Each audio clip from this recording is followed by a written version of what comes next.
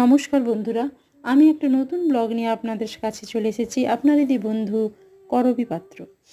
তো আপনি আমাদের আমার অনেক ভিডিও দেখেছেন। হ্যাঁ, আমি ঠিক করে বোঝাতে পারছি না হয়তো যে এখন কলিযুগে মানুষ কৃষ্ণ নাম জপ করবে বেশি বেশি করে। কলিযুগে পাপাচারে ভর্তি, প্রত্যেকের বাড়িতে এখন গোপাল সেবা করছে, খুব ভালো কথা।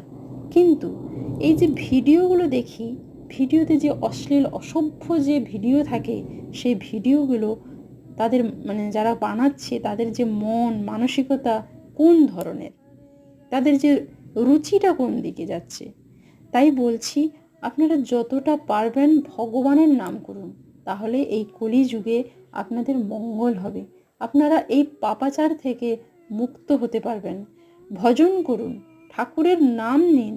যে ঠাকুর আপনাদের ভালো লাগে সেই ঠাকুরের আপনারা নাম নিন। সেই ঠাকুরকে আপনারা দিন দুবেলা পুজো করুন, ভক্তি ভরে নাম ডাকুন। যখন সময় পাবেন, কাজ করছেন, কাজ করতে করতে ডাকুন। যখনই সময় পাবেন আপনারা একটু ঠাকুরের নাম ধ্যান করুন।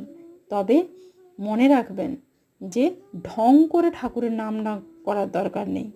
যদি করতে চান মন থেকে বলুন, প্রেম সে বলো হরে কৃষ্ণ। কাউকে দেখে ঢং করে ভজন করা উচিত নয়।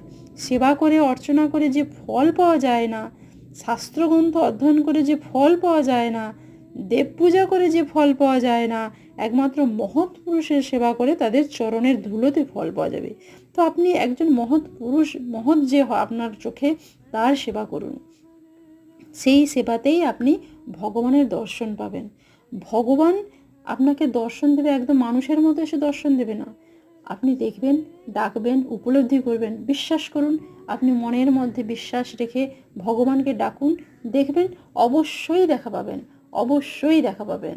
আর আপনি উপলব্ধিও করতে পারবেন যে ভগবান আপনার সঙ্গে আছে। রাধে কৃষ্ণ, হরে কৃষ্ণ। নমস্কার।